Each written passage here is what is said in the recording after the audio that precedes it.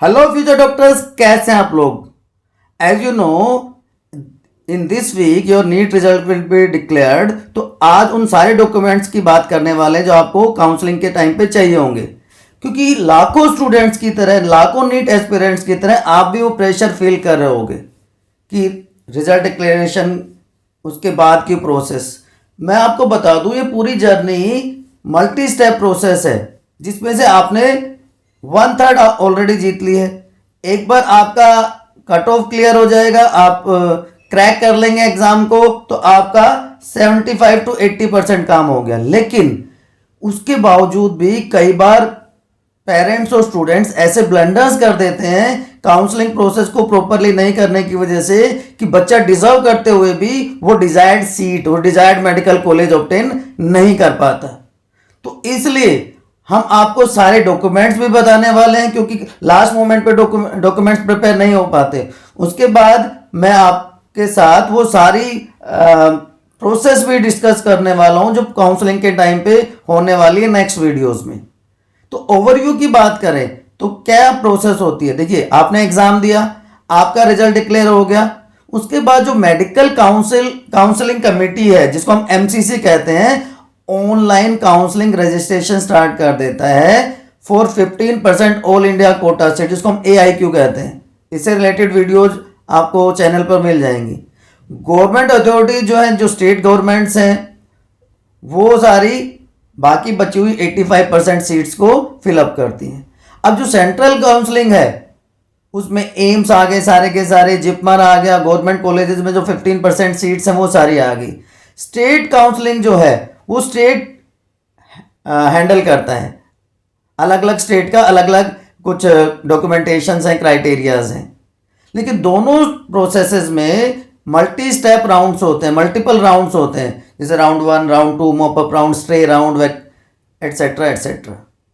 तो क्या क्या स्टेप्स होते हैं। तो सबसे पहले आपको ऑनलाइन रजिस्ट्रेशन करवाना होता है।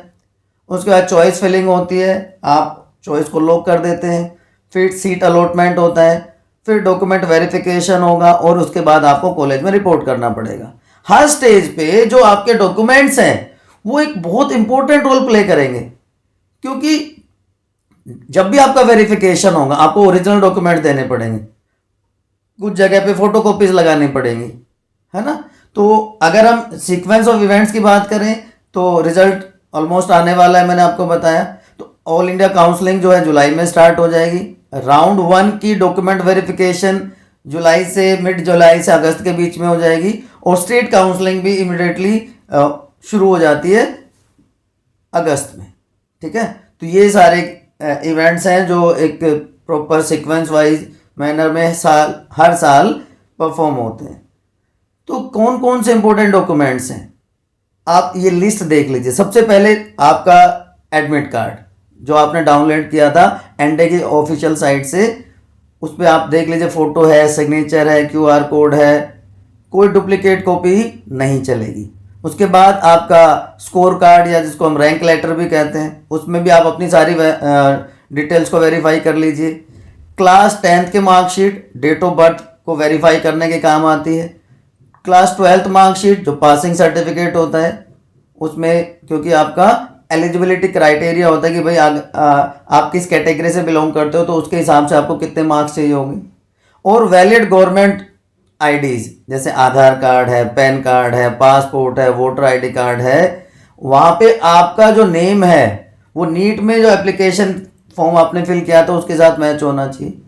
और कैटेगरी स्टूडेंट्स के लिए उनके रेस्पेक्टिव कैटेगरी का certificate, OBC, SC, ST, EWS।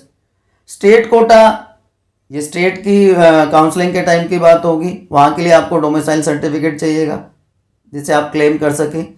Provisional allotment letter हर राउंड में इशू होता है, और कॉलेज रिपोर्टिंग के टाइम पे इसकी ज़रूरत पड़ती है। और 10-15 पासपोर्ट साइज फोटोग्राफ्स।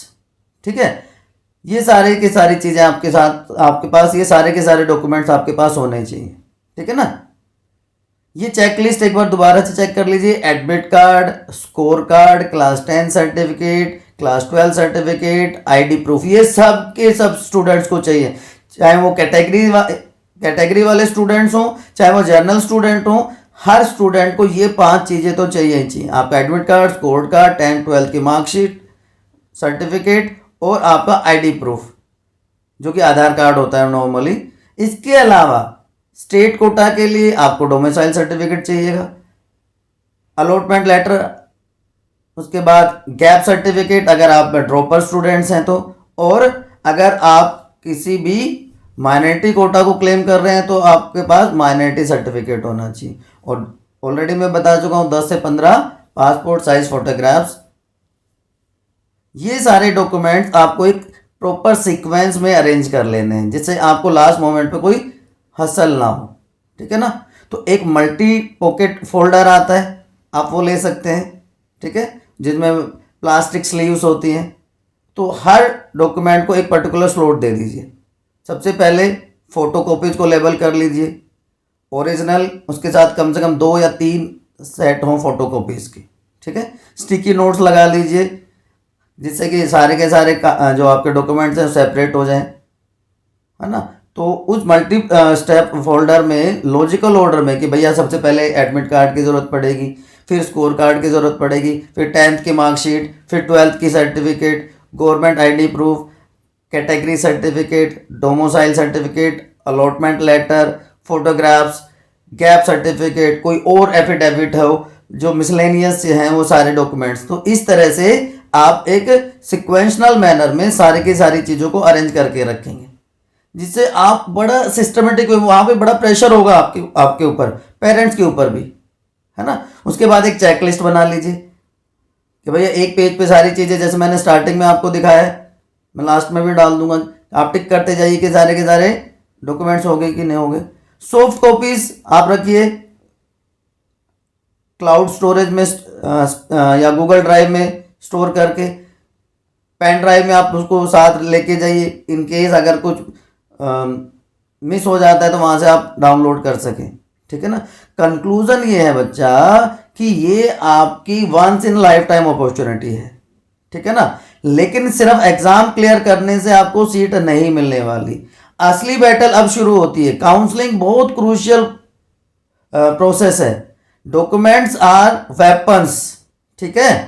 तो आपको अपनी ड्रीम सीट कब मिलेगी? जब आपके वेपन्स आपके साथ रेडी होंगे ना।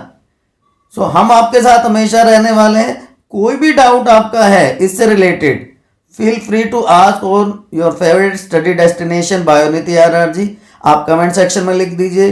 Don't forget to press the bell icon, subscribe कर लीजिए, शेयर कर दीजिए, लाइक कर दीजिए, ठीक है। Hope you get the best medical college, जो आप डिजर्व करते हैं लाइफ में वो आपको मिले। Good luck, see you soon.